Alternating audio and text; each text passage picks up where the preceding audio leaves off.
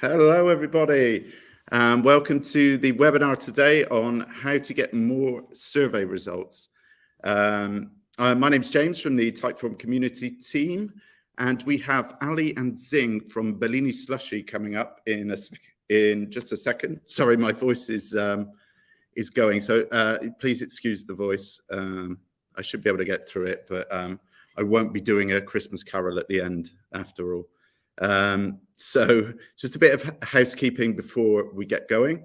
So we're broadcasting on Hopin today, live. Hello to everybody there. You can use the chat there to say hi, let us know where you're from and how you're doing. And you can also use that chat feature to ask questions during the session. So there'll be a live Q&A section at the end where we'll address those questions, but you can ask them anytime you like. We're also streaming today on YouTube and LinkedIn. So again, if you have questions, just drop them in the chat there, and we'll get back to you. Yes, the webinar will be recorded for those of you that are asking. What we'll do is we'll put up the link to the recording, which will be on the community post here in the chat, and we'll also send you an email in the next few days with the recording as well. So that's that covered. So that's all the housekeeping out the way.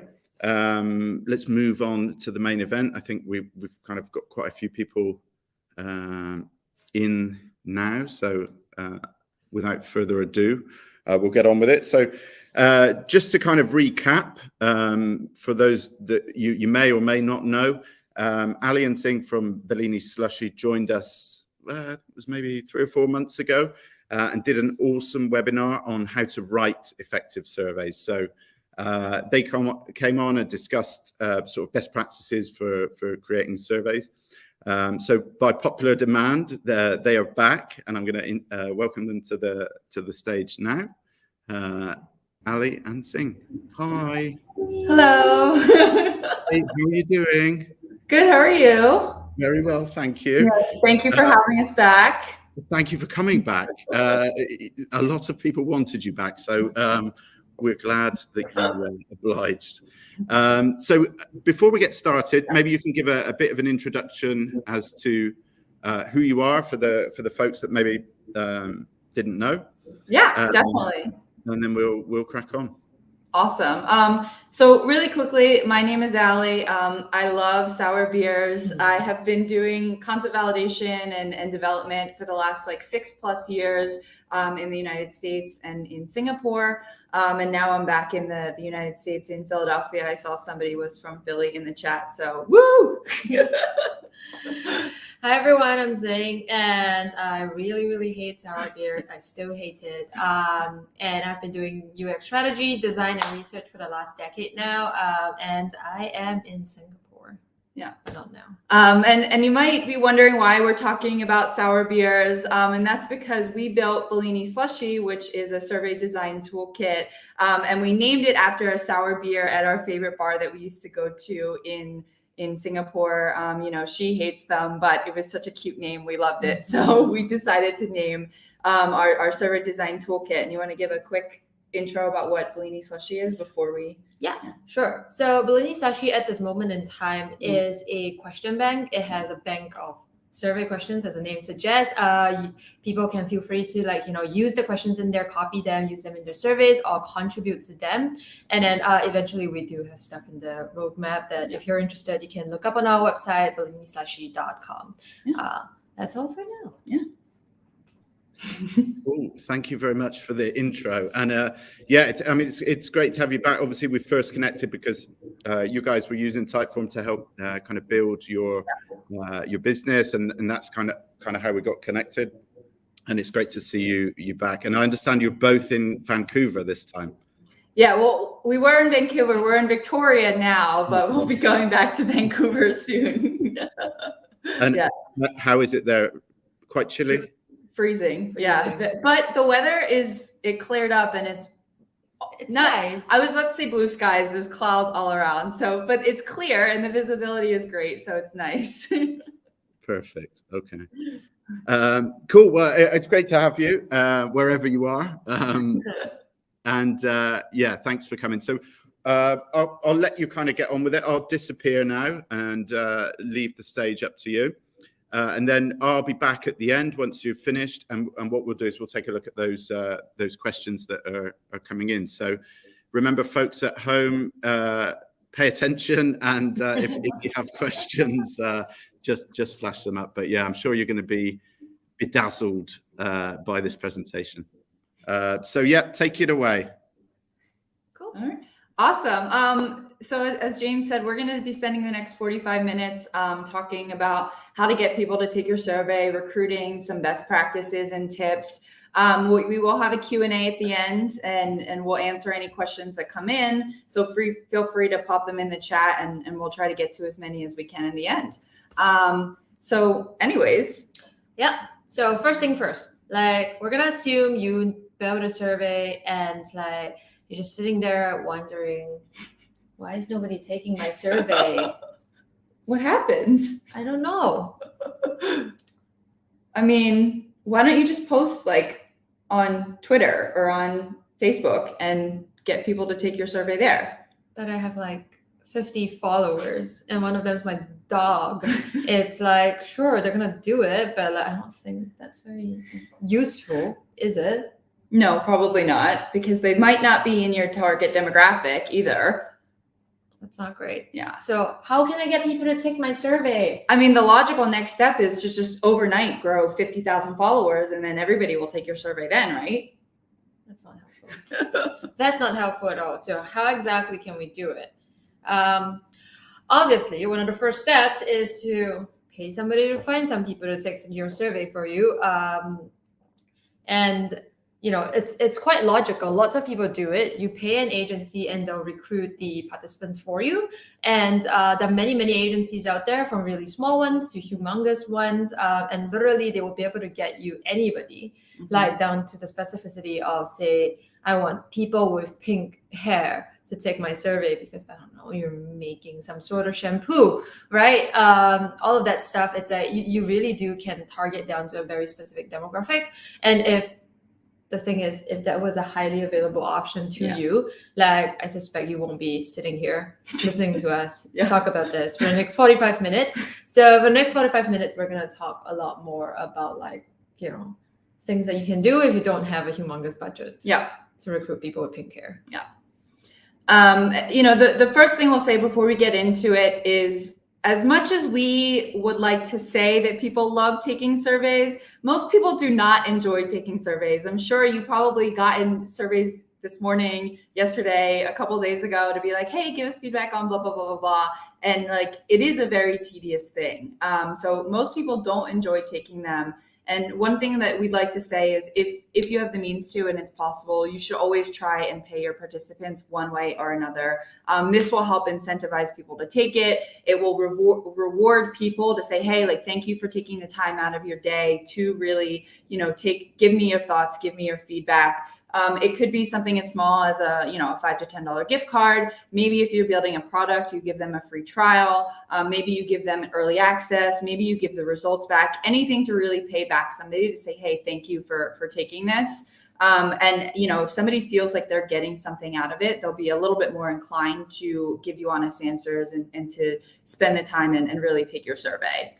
I think the thing to also note here is that there are some people whose like only job is to take surveys, right? Professional survey takers are a real thing. It's the same thing that you go on Google reviews and sometimes you just don't believe it because like these people are just like paid to make reviews, or it's your competitor just like writing nonsensical things in your survey. So just be careful if like you're getting a lot of responses for free. Like it's not normal. Like not super normal. I mean, it is normal, but if it's like answers that don't look like they are right, if it's somebody taking the survey within 30 seconds when it should be a 5-minute survey, like that's how you know, okay, this person might be clicking through really quickly.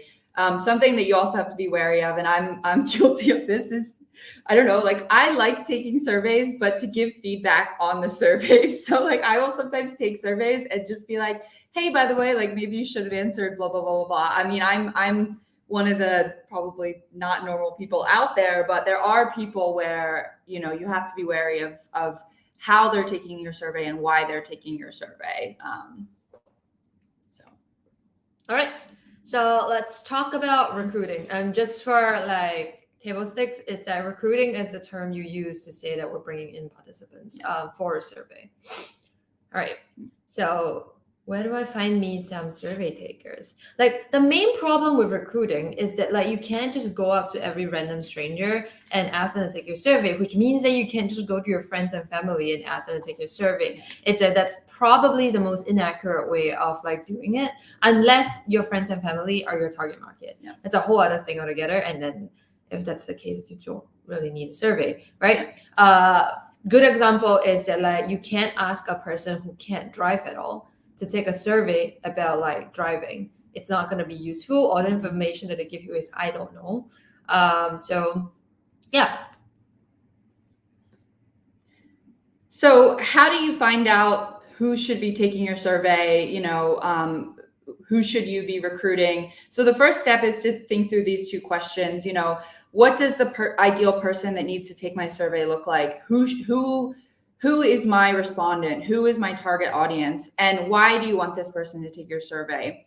In this case, the why is really important because there are bias samplings when it comes to surveys. And if your survey is too biased in one direction, in another direction, that can actually point you in, give you the wrong results. It can point you in the wrong direction because you don't have the full sample of who your participants should be. So it is really important to identify, you know, who you need to recruit, add in those targeting questions, make sure you're going after the right audience. Yeah. And I want to talk a little bit more about biosampling. I've added a link on the slide here that brings you to a white paper on biosampling. So basically, it's like a good example of it is, say, for example, you're a telemarketer and you're picking a bunch of numbers to actually call and give them a survey, right? The problem is that like even if we just did a random sample of like a bunch of numbers, if all the numbers were landline, we have officially like, you know, excluded all the people who don't have a landline or are only using a mobile phone. And like, because the things aren't like, you know, randomized according to area codes, you could very well be like excluding an entire area code of people. So just because it's mathematically like random, it doesn't actually mean that it's actually random. You have to go down each of the like demographic verticals and say that like, oh, based on this education level, based on this like race, based on like age groups, based on location, and just think through like diversity within like sampling really, really hard so that, you know, you're getting the best like set of like responses possible, right? And then after that, once you know who you're looking for, it becomes much easier to just figure out where these people are hanging out, whether it's online or offline, and what are some of the things that interest them. We'll dig into these two things throughout the rest of the presentation. Yep.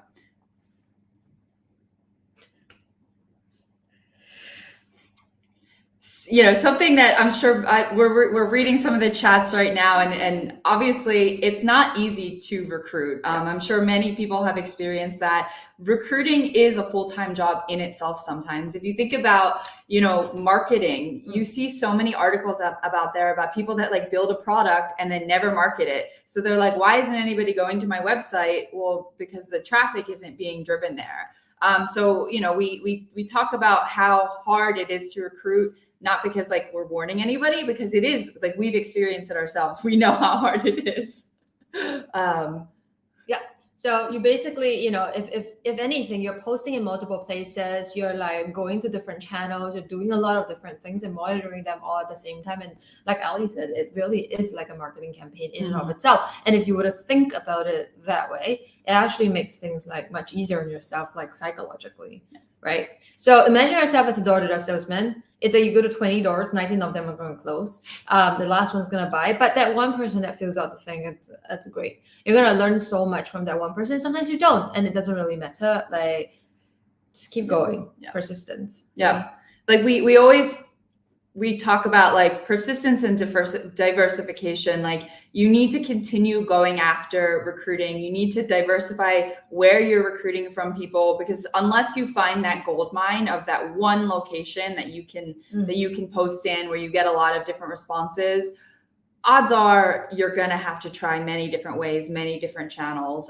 So it is, you know, it is hard. And, you know, one thing that we've liked to do in our past is start to build out that database of people that are taking your surveys, maybe people that are interviewing with you, etc. Because then you're starting to have that list of people that you could potentially go back to in the future. You know, maybe the channels that are working, you know, people that have already, you know, they might like your product, they might like your whatever you're researching, and you shouldn't go back to them often because then you're annoying them.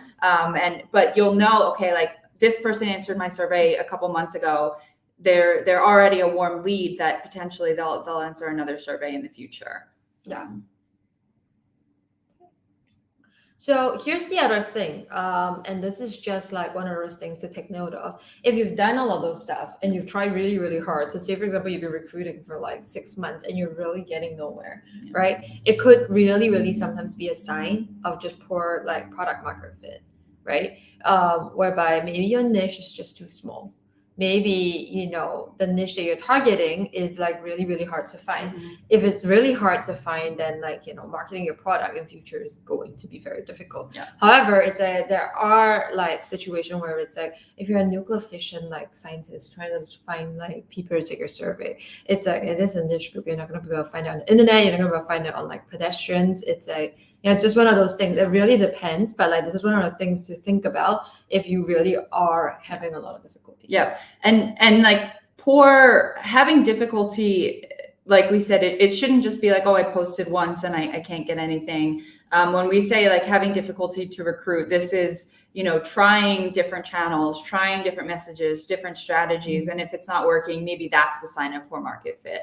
But that's a whole other topic that we could get about in on the future. All right.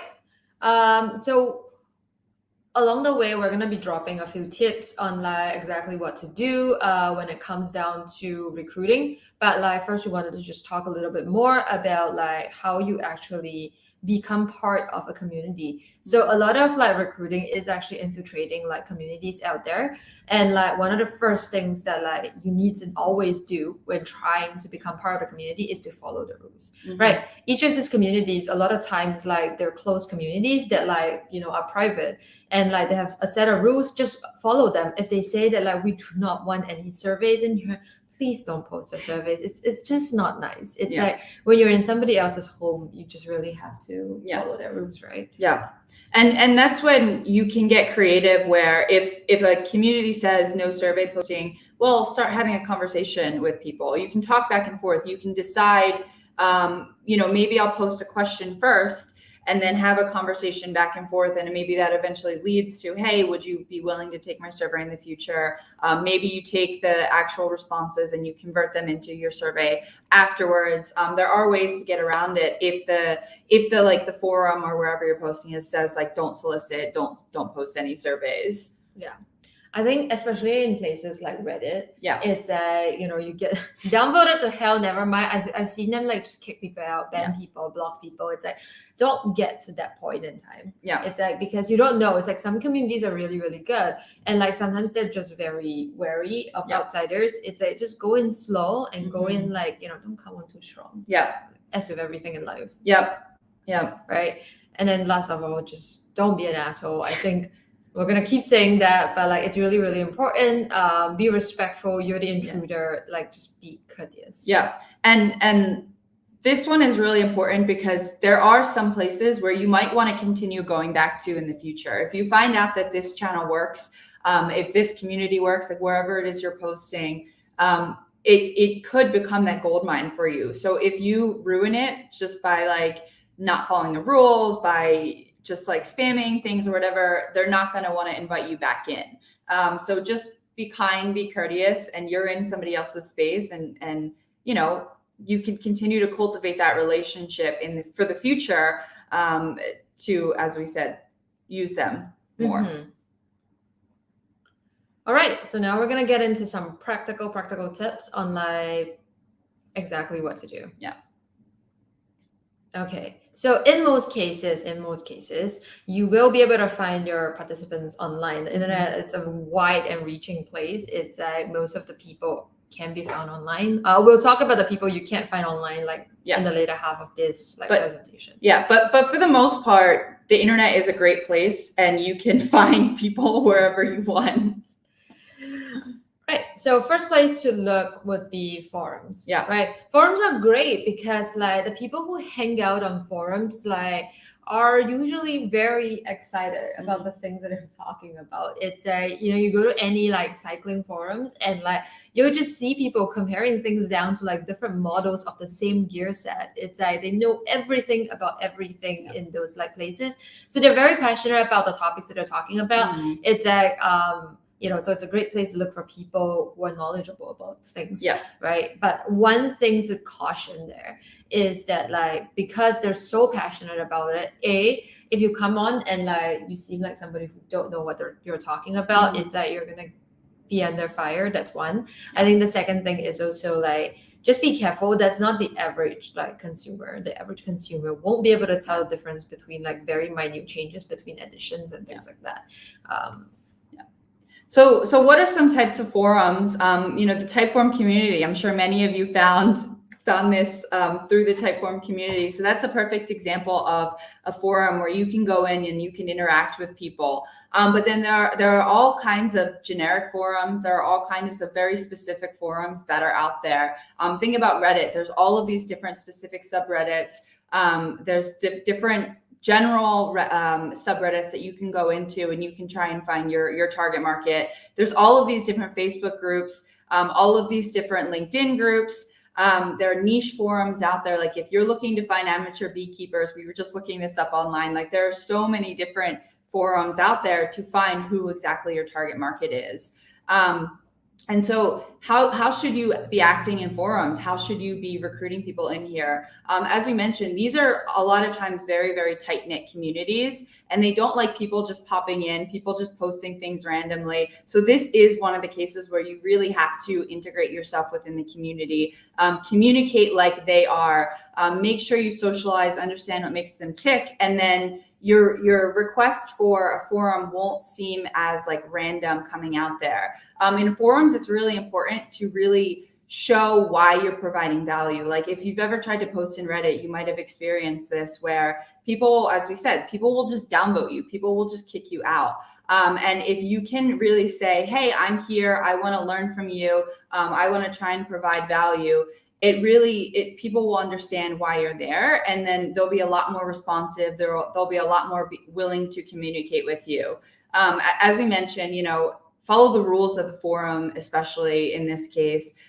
Interact and chat if they don't allow any types of surveys, and just make sure that like we said, if this is a place you want to continue going back to, join the forum. Continue even when you're not posting your surveys in the future, or like when you're not posting your surveys when you're done recruiting, you can continue communicating with them. You can continue building up your reputation in that forum, so that when you go back, you could say, hey, like it's not just me again, like popping in randomly after 3 months. Like you've already been talking with them. You've already been building up that reputation as somebody that is part of the community.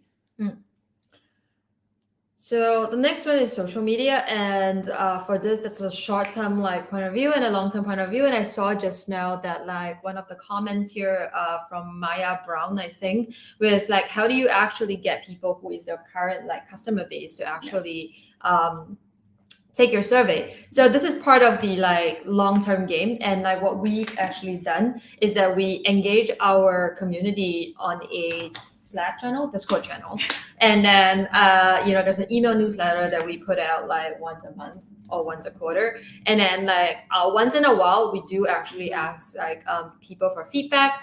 We do have feedback forms on our site itself. There's a feedback form on the right of like the question bank that people can give us feedback on like how they think about it, and then like submit questions and things like that. This is all like worked to like it's been quite successful. Yeah.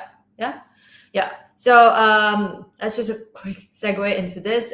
So short term on social media, it's a great place to hunt for people. Unfortunately, it's hyper targeting is such a big thing now. It's you can actually just basically slice your demographic down to like a very specific niche and be able to find people who like anything, like a green beret, for example, right? Long term, what you want to do is to really just build a following on social media. It's as you find these people who are taking your survey, it's like engage with them. Don't just be like, oh, great that you took a survey, bye. It's you sort of have to follow up, talk to them, see what they have to say. If they pose questions, answer them, so on and so forth. It's like, I think every influencer said that. But like, social media, it's all about consistency, engaging your customer base, engaging your community is also a long-term, full-time job. So like if you need a reference of like what's a great community, I think the Nomad list has been like quite good. It's a very fervent like following of people who really love that lifestyle, love that community, and like a lot of people actually work off that community to build their own community. So I think like those are all things that like you can try. Yep. And so we're talking about social media. What are some examples of it? You can think of a lot of the generic ones. Twitter, we consider Slack and Discord, as we mentioned, like we have a community on Discord as well. Facebook, even LinkedIn. A lot of people hate LinkedIn, but it's very easy to find people on LinkedIn, especially if you're looking for professionals or any sort of specific person that's doing a job.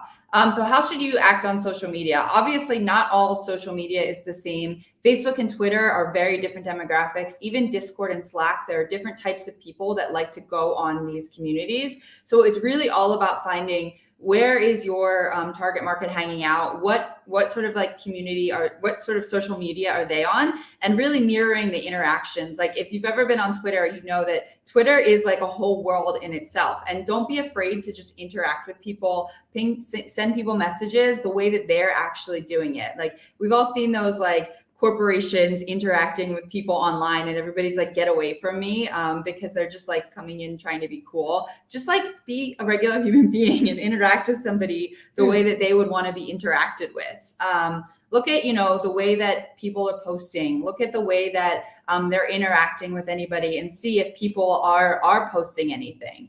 On some sort of social media, I know I saw in the chat, Facebook groups, for example, they just like SWOT surveys down left, right, and center. So look at the way, if people are posting surveys, the way that it's being done. Like we said, maybe it's just like somebody posts one question at the top and that's how you get the thread going. Instead of like, hey, go take my survey, just be like, I don't know, like, do you like to travel? And just post that. And I'm sure a million people are going to say, yes, I love to travel. And then you could say, hey, like, I love traveling. Like, what problems have you had traveling? Like, did you have your flight? Like, did you lose your baggage? Was your flight delayed? Blah, blah, blah, blah, blah. And then you can have the interaction that way. Something that's also important about social media is that you can find people to interact with and reach out with directly. Like you can search people. I know I saw somebody else in the chat. He found people in LinkedIn that were in his target demographic. Like you can find people that like on Twitter handles, like search the keyword and be like, okay, this person has been posting about I don't know, about traveling a lot. So like maybe I'll ping them and like see what they're doing. This person fits exactly the job description that I went on LinkedIn. And you can really build out that list and just spend like a bunch of different messages to people. And honestly, this is like we were saying, like it is the door-to-door salesman a lot of times when you're just sending out a bunch of emails, a bunch of pings, a bunch of messages, and they might get ignored, but people are going to respond to it, and you will be able to find people that will answer your survey. Yeah. I think sometimes like the anecdotal ones are really, really good. It's you just like go to a Facebook group, and instead of like asking a question, you start like maybe talking about the time you lost or your like ski equipment while on your trip to like Vancouver. It's those are like Those are like great like things to start people interacting with you because they sympathize with you, they empathize. Make sure it's like at least a little bit true. And then like sort of like just start a conversation like you would in real life. It's don't be too weird about it. It's like I think you see on LinkedIn especially of most social media, it's like you get like very strange emails and then they're just like blah blah blah blah blah blah blah, would you like to attend this conference, like fill out this form for me. It's like that's never nice. It's like you would just say no. But it's like if I told you a story about like something like, and then like started talking to you about my experience of losing all my equipment on my way to a ski trip, it's you're interested now. It's like you want to know, what did I do in the end? Like what happened? It's like it's negative 30 degrees. It's like, what am I gonna do? It's like So I think as long as there's a story there that engages people, it pulls people in and makes them want to like actually do something about it. And then at the end of it, you're just like, well, so after my experience, I'm thinking about making a product for parametric like travel insurance or something like that. And then that like brings you full circle. All right, so all the examples that we've given is all quite painstaking and time consuming, and it takes a long while. So like we decided to throw in one last thing that has really, really worked for us, which is paid ads. Because sometimes you really need those like results in a short amount of time and it's just not possible. Or you're in a niche so small that like it's just hard to find people online without something to kickstart the momentum. So what you can actually do is use like Facebook, Google, Twitter. It's like they all have targeting mechanisms where you can target down to DMs, like target down to actual channels, actual hashtags, and then like basically once you get the ball rolling on like a couple of these, it's you can build lookalike audiences, and then it just goes from there. Expand via geography, expand via demographics, expand via that. It's like, and then the thing that we need to keep emphasizing is that once the momentum starts, it's like you really, really should keep it going. Like keep engaging with the audiences because like they like your post, they repost your stuff, and then it goes to their audiences and stuff like that. It's like it's a really great way of doing it, and we had quite a bit of success. One of the things too about paid ads is a lot of times research firms will use paid ads themselves. So they will be going after this as well. And so it almost cuts the middleman out. And B, you might think like, well, I don't have the money to pay a research firm. Why should I be paying for paid ads? As we mentioned, a lot of times, if you have a niche audience, if you have like, exactly who you want to target on like Twitter, for example, we've used Twitter in the past to try and get people to answer it.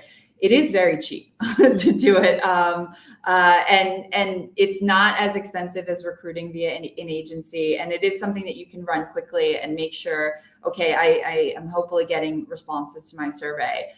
So, an important thing about paid ads is that, you might find, okay, I want to do something on LinkedIn. I want to do something on TikTok. We don't know how to use TikTok, but, maybe you want to do that eventually.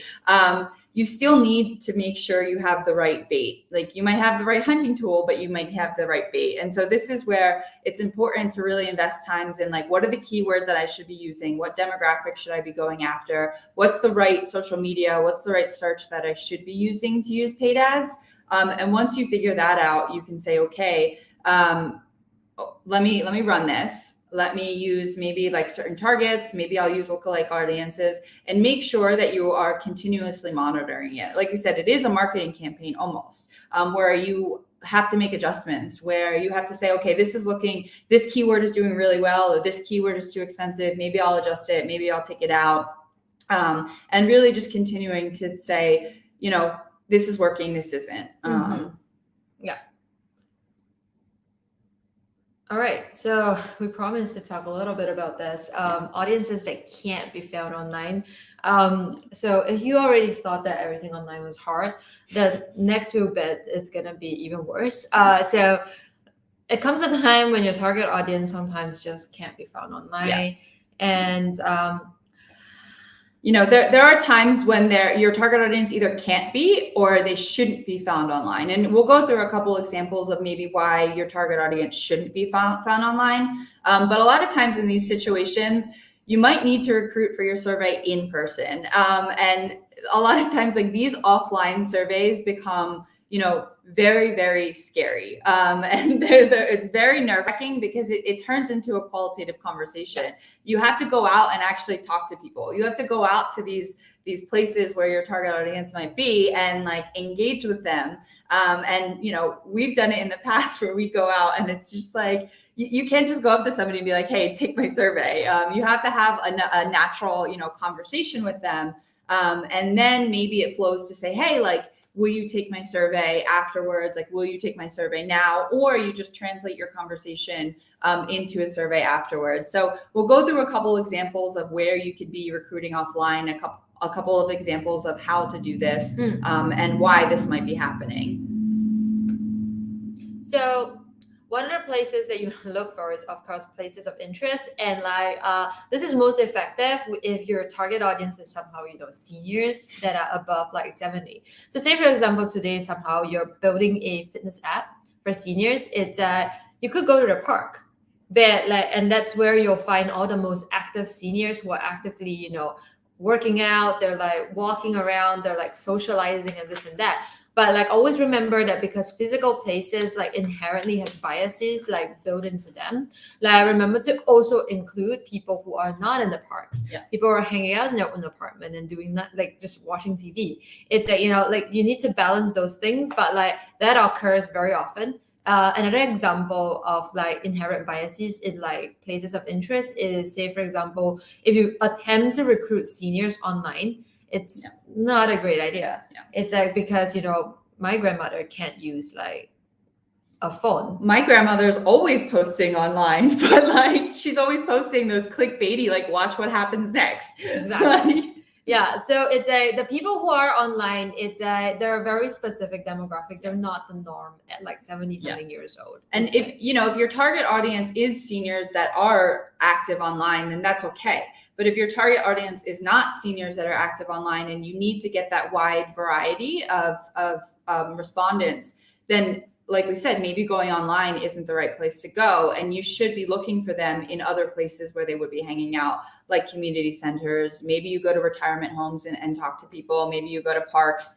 Yeah. And like the thing with like seniors especially is that like they're very friendly and like they're very talkative, very communicative. They have nothing to lose. They're always happy if somebody wants to talk to them, and they have friends. Like get them to bring you to their friends, and then their friends can bring you to more friends. It's and then it just works that way. It's like it might be easier than you think. Like the offline world sometimes is much easier because you can see them. Yeah. Right. And that's just one example. We're not just saying you should only be going after seniors that are there are many, many different examples, but that's just one. If you're going after people that are interested in cars, like go to a car show. If you're going after beekeepers, like we keep mentioning, like you can go to, I don't even know what is there. I don't know. Why don't you just use wineries? You're right. It's like go to a place where it's a winery and everybody there like knows something about wine. Like things like that. It's like places of interest is actually great. Even if you're doing online recruiting. Yeah. Sometimes it just helps to do some offline in-person like ethno stuff. So that brings us to the next thing. Well, we sort of segue into it. I think one of the best example of on-the-job like sort of like recruiting is rideshare drivers, right? So if places of interest don't work, you could also find people that are actually performing the task or the job. And this becomes almost, like we mentioned, an ethnographic interview as well. If they're performing the task, you can watch them as they're doing it. You can talk to them as they're doing it, and really get a little bit more ingrained in the problem statement and develop empathy, because you're talking to them, you're watching them as they're doing the task. And as Tzeying will talk about, a great example of this is rideshare drivers. Exactly. I have this friend who in order to understand more about the gig economy and understand the entire landscape of like the gig economy, basically like took loads of ride shares every single day and like started talking to each of the drivers on her 1 hour trip everywhere. It's they learned so much about like the daily struggles of a rideshare driver. It's like what sort of problems they run into, where they find toilets, how to navigate the roads. It's like where to find time for food and things like that. It's like you get a lot of icky little details about like the realities of like what working in the gig economy actually looks like. So another way to actually hack this, if you're not like into buying that many ride shares, it's just hit up the spots where like rideshare drivers like stop for coffee, stop for a toilet break and things like that. Same thing goes to truckers and like loads of other professions that are like constantly on the go. And you might be able to, you might say like, oh, well, rideshare drivers are online. Like, why can't I just target them online as well? Which you can, but there are also, locked communities for drivers. They might not want to post exactly what they're saying because they don't want that negative feedback out there. They don't want to, affect their standings with who they're driving with who they're delivering for, things like that. So that's where it could be good to then balance that out with those in-person interviews, because you might be able to take it a step further and might be able to get the actual responses, or you might not even have been like accepted into that community because you're not a rideshare driver.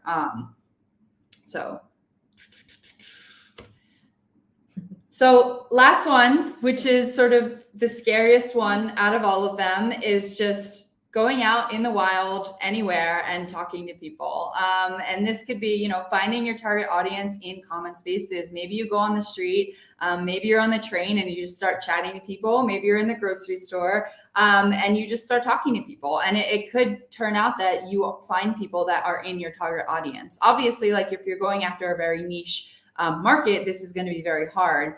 But if you're going after a more generic market, if you're going after people in random places, then this is a thing that could work for you. So what's an example of this? Maybe if you're going after rural drivers in Vietnam, in some cases, internet access might be very, very low. In some cases, literacy may be very low, or surveying is just not a thing that happens, and they don't understand, why you're asking them to take a survey. They don't understand what the product even is. They don't understand, the concept of giving feedback and really communicating in this type of way. And when this happens, there may be times when you really need to stop and talk to people a lot more. You might have to sit down with somebody and say, hey, I have this survey. Will you sit down and you take them through the survey on a tablet, and you sit down and you explain, like, these are the type of things, this is what we're doing. And this is a great way to really also say, this is our survey. What feedback do you have on it? This is especially true if you aren't native to the land, or you aren't native to the product, like whatever it is. If you need feedback, it is almost a qualitative interview on your survey as well. So you could say, well, this type of question doesn't make sense, this language doesn't make sense, etc., and really making those adjustments on the fly for then sending out the survey to a broader group of people online. Yeah. That being said, it's like we talk a lot about quantitative like surveys on these like series, but like I think qualitative like research is just as important. I think each and every time, it's like at every juncture you could think about like doing qualitative like surveys in real life, talking to a real person. It really puts things in perspective. It's like, because you get so much more like detail in like the feedback that you're getting. You get to read the body language and things like that. It's like, all in all, I think that like it's not a wasted effort. You should always try it. If you're a researcher, you absolutely should do it once in a while. Yeah. All right. I saw a lot of questions coming through. Yeah. Hi, James. Hey guys, I'm back. Thank you very much. That was incredible. And I mean, there's a lot to it, right? To this lark of finding responses. But yeah, I mean, a lot of great tips there. And as you mentioned, a lot of kind of questions coming in. Are there any you particularly want to start with, or are you happy for me to just flash them up and put you on the spot? Yeah, just flash them up. Yeah. Okay. So quite a few people were asking about getting feedback or getting responses from existing user bases or existing customer bases. So, for example, Deborah asked, I have people who take a class, I send a survey after the class for feedback. Out of 20 to 40 people, I get 2 responses. I'd like to increase my responses. And a few others was, as well were asking about that, about their kind of existing clients or existing kind of users, if you like. Do you have any kind of practical tips for increasing responses there? So I think what really, really helps is that, especially if it's an in-person class, say for example, you're doing a yoga class and like you sort of want to get feedback on like whether or not the class is like working or not working, what could be improved. It's like one of the things is to actually really cue that a survey is coming up during the class itself and like why the responses will be important to you. I think like humanizing a survey is really important because we get so many every day. It's like you go on YouTube and they're like, how are you enjoying this? Like 5 stars. It's like, you know, there's so much of that. A lot of it just becomes like yet another statistic, yet another number. It's like sort of like making it about like helping me improve and helping me help you make this class better. It's like really, really helps. You sort of really have to like put things in perspective to let people understand why they're helping you. I think too, it goes back to, if you look at, I don't know if you have the statistics on it, but like the drop off rate, like are people opening your survey and then like leaving after a certain question? It's really important then, if that's the case that's happening, to understand like, what's that sort of stopping point? What's that issue? And saying, well, maybe it's too many open-ended questions and you're asking for too much qualitative feedback when all I want to do is say like yes or no. All I want to say is like 1 to 5. And so, you know, understanding how to fix your survey then for the future as well is really important. I think also like it really, really depends. Some survey platforms do allow you to capture like unfinished surveys. I think Typeform does. And like it's really important because sometimes people don't make it to the end of the survey for some reason, or it glitches out, or like they forget. It's like they're on the train and then get off and then be like, oops, forgot about it. So make sure that your survey isn't too long, especially if the feedback form, just keep it about like 5 questions. It's and then like most people would try and finish it. Especially if they like you. And it is also understanding the context of the feedback. Like if we think about a class, for example, there are times like if you think about like school, like rate my professor, sometimes only the people go on that are disgruntled. So making sure that you can also incentivize people and as Tzeying said, humanize it in a way that you are getting the happy people as well and the medium people as well. And it's not just like, well, this is all the bad thing that's going on, because yes, that is helpful, but yes, that it's also like you don't know what's good if you only know what's bad as well. So I think that's another thing.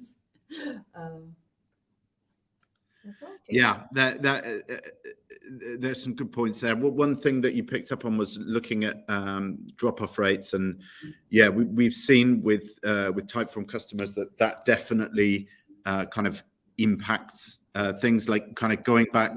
You can check in Typeform in the results section drop-off rates for particular questions. And speaking to customers before, a lot of them have had success when they've revisited the Typeform, reworded, or like you say, cut out some questions from there. So that's definitely something that you should try. Another one that I'm going to pop up here from Chris, which I thought was quite interesting. So he doesn't have a social media community per se, but he runs a newsletter with over 1,000 subs. They trust him enough to let him land in their inbox, but he's concerned that asking them to take a survey might erode some of that trust.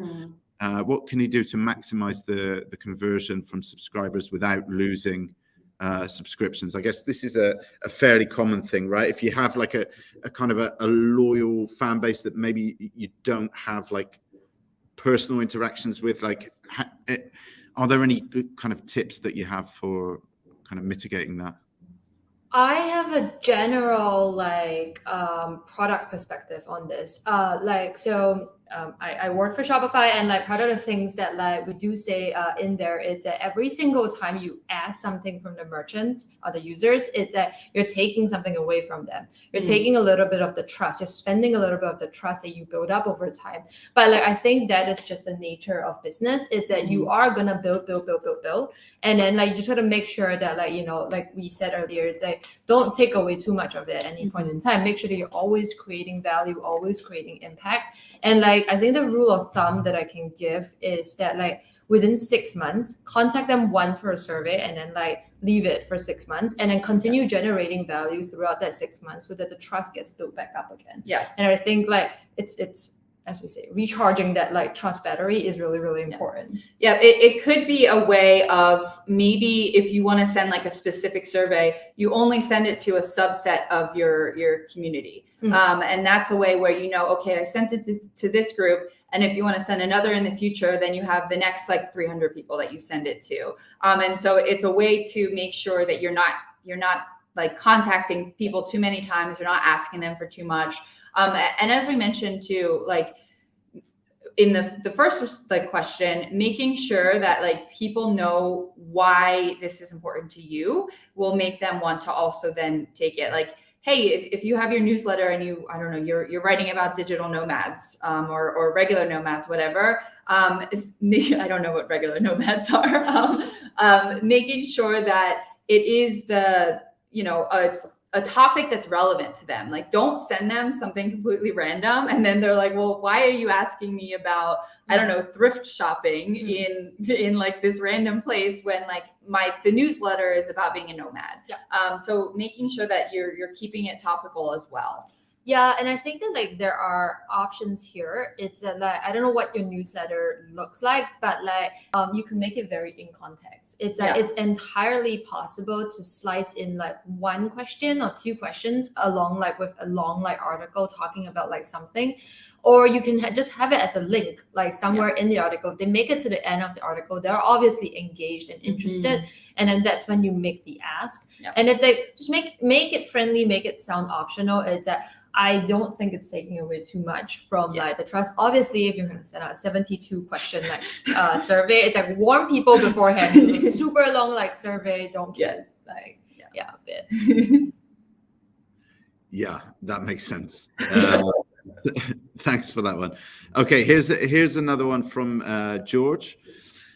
Where have you found the best results with paid ads? I guess maybe this is dependent on certain factors, but are there particular channels for paid that have worked very well for you?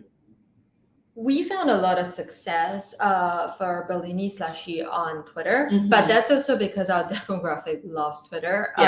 They have like huge Twitter threads just like arguing about like UX research. Like the UX community lives on like Twitter a lot. It's like we haven't found that much success with LinkedIn, and LinkedIn is quite expensive.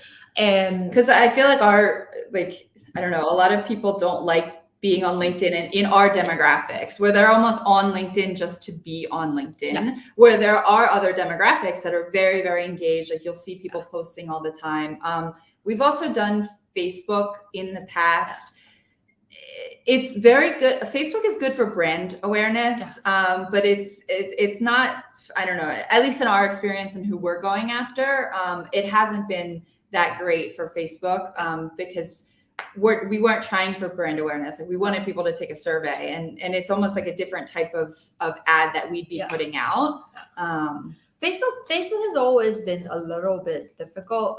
It's great for insurance ads, I feel. It's great for things that are very, very long tail and you're attempting to gonna build up for like 3 months in order to get there. Or like e-commerce. I think it's great for e-commerce where people click and then just buy stuff. Like things that are very visual. Same thing with Instagram. But not so much anything else. It's those are the main ones that we've tried. The funniest thing about it all is that building an email newsletter like list seems to be the thing that like just really, really works. It's like the most old school thing you could do, but like I think email is coming back. Wow, you heard it here first. Don't write that down. Don't write that down. Unless it happens, then write it down. We're going to click that. Okay, here's one from Ram. Let's try and get through a couple more. We're kind of 6 minutes off, but I think we can squeeze in some more. This is kind of related. So Ram has tried paid ads on LinkedIn. 0.3% clicked and 0.1% actually filled in the survey. Is that a good or a bad response rate, if that's possible to answer? I feel like It's pretty normal. that's pretty normal. Yeah. On LinkedIn's, okay, not to shit on LinkedIn, but like I personally feel like the engagement rate on LinkedIn has not been great. Yeah. Like they keep changing their algorithm. Yeah. And people, it's like, it's very hard because you'll read articles about how to target on LinkedIn, how to write a good blog post, how to write it, whatever, and then they'll change up their algorithm because they're trying to make more money, which makes sense. But a lot of then those articles become irrelevant. Yeah. So we've almost tried to, because that keeps happening, we haven't done a lot of paid ads on LinkedIn just because of that. LinkedIn actually works great as an organic network, surprisingly. It really depends on who you're connecting with. And I've heard from this one person before that he regularly prunes his like LinkedIn network. It's so much work to do it, but like if you keep pruning your network, apparently it's organically on LinkedIn is actually great. Especially like things like comments and things like that. The algorithm just works really well for that sort of thing. So you might want to try like doing it organic and save the money and do paid ads like elsewhere, like on Twitter or something. Or Reddit. Reddit's okay. You didn't try Reddit. We didn't try Reddit. But like Reddit looks okay. Okay, cool. Let's get round to Veronica's.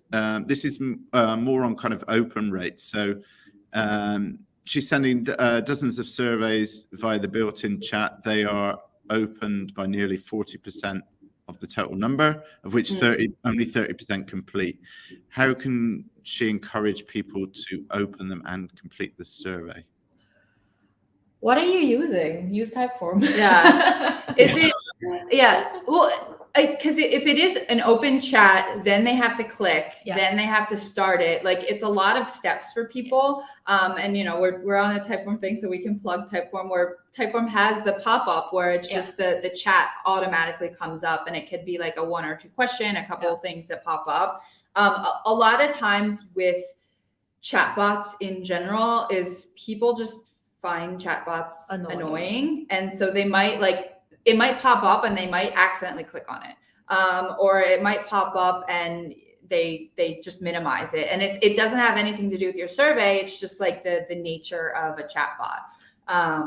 40% is actually pretty good. Yeah. We did it both. So we started off with a chatbot thing that made us sound like bing, and then like it comes up and it says hi and asks you to do a couple of stuff. Yeah. And I think we since converted to just using like embedding the thing on the website directly. And like I do believe that like the sort of thing just works better because like everybody's looking for convenience. It's like chatbots are unfortunately sometimes a little bit annoying. Like sometimes you just can't get the chatbot to do what you want. Yeah. Right. And the thing is too, it's sometimes if it's very obvious that it's a chatbot, like it's like, oh, is this an actual survey? Is this what is this? Making sure that the message as well, we keep talking about this, humanizing it, like making sure it's an easy thing to understand, so that if it is popping up in a chat bot, like people are encouraged to take it, and they understand why it's popping up. One thing as well worth considering is Video Ask. Ali and Tzeying, I don't know if you guys have come across this, but it's a product by Typeform that is designed to kind of help you present yourself in a human way. So it's like a chat bot that kind of you can embed in your website or as a chat, and then via video you can kind of introduce yourself, you can introduce your survey, kind of what you're looking for, and kind of sort of warm people up by showing your face there, and then kind of redirect them to the Typeform from there, to just as a way of giving context, like you say. So it's not just sort of like, hi, I am a robot, please give me your details, we're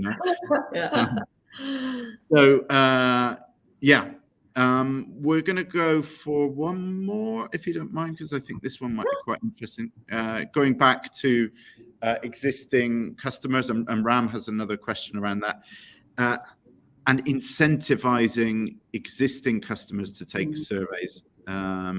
Like product discounts, he said, haven't resulted in a good response rate.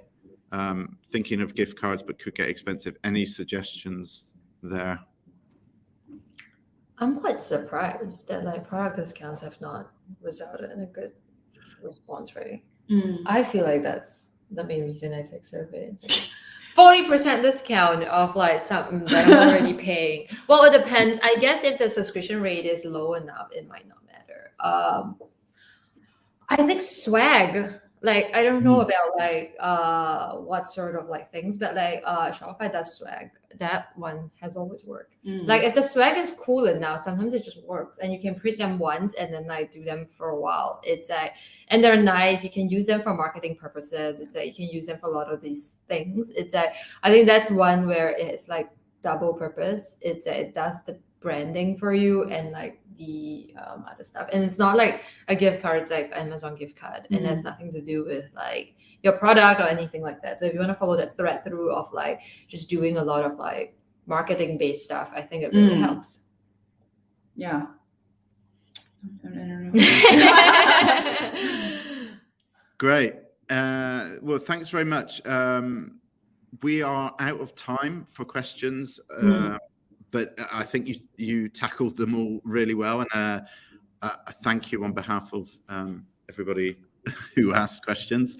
Just before we wrap up, I'm just going to share my screen a second to close out the presentation. Thanks very much, guys, by the way, for this. I mean, it's fantastic. We're getting some great feedback in the chat. Just want to talk about kind of next steps from here. Please, folks, do go and check out Bellini Slushie. The link is here. We'll share. By the way, yeah, we'll share this this deck in the community post, which we will share with you via email at the end of this. So you'll have all the links there. Please do as well fill out the feedback survey on the webinar, which you'll find in Hopin. There's a tab for it, so fill out that type form and let us know. We're always keen to improve these webinars. And as I say, check out the Typeform community for the webinar recording. I think Gabby has posted it up, and probably Tomi has posted it up on our social channels as well. So yeah, do check that out. We have a post here now, and I'll whack the recording up here afterwards. So that'll probably be online from tomorrow. And then finally, come to our next event. So the Typeform community has an event section. So we put on events like these webinars, also kind of like more sort of technical hackathons and things like that. So yeah, come along to the community, check out the events, check out the community in general. You'll find lots of kind of tips and tricks, and you can ask questions there. So yeah, so that's that plugged. All that's left is to say thank you for an amazing webinar. I think people are going to get a lot out of this. I certainly have. It's a really common challenge. It's something that people ask on the community a lot, and I can kind of feel the frustration of people like, it's a big topic. And I mean, the thing is, like, Typeform's a great tool for surveys, and people like invest a lot of time making something look amazing, and then it's like, oh, I've got 2 responses, you know. Yeah. Oh, great, okay, I won't bother again. So yeah, it's amazing to know that there are solutions out there for this that people can adopt. So yeah, thanks again for sharing, and happy holidays, and hope to see you again sometime soon, wherever you may be in the world. Thank you for having us. We're happy to answer any if there's any additional follow-up questions, either in the Typeform community, or like if there's any additional in our newsletter, maybe we could answer it next. So whatever. Yeah, that's a nice idea. Yeah. So yeah, head on over, folks, to the community if you have more questions, and yeah, maybe the newsletter as well is a good place. Awesome. Cool. Okay. Well, bye-bye, everyone. Thanks for joining. And yeah, hope this webinar was useful. Okay. Cheers. Thank you. Bye.